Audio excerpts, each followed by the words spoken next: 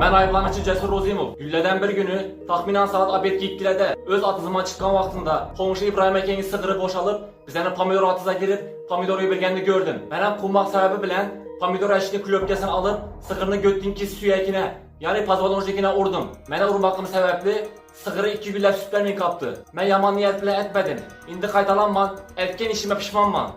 Sud karar çıkardı. Ayıplanıcı Cesur Rozimov'un atısına İbrahim Eken'in sığırı boşaltıp gelip pomidorlarını yedirgen vaxtında Cesur Rozimov pomidor eşini klöpkesi bilen sığırını götdünkü süyekine urgan sebepli sığır 2 güller süt vermin kaladı. Süt vermeginin neticesinde İbrahim Eken'in ailesi sütsüz kaladı. Öz üyünde mektebe varadan bağları 7 yaşından kiçi artıklarım aç kaladı. Bu zatların doğruluğuna konuşları Nargül Apan ve Enegül Apan'ı şayatlıkında Türkmenistan'ın konstitusiyasını 13. madde 72. kodeksine göre Cesur Rozimov 36 yıla azadlıktan mahrum edilsin.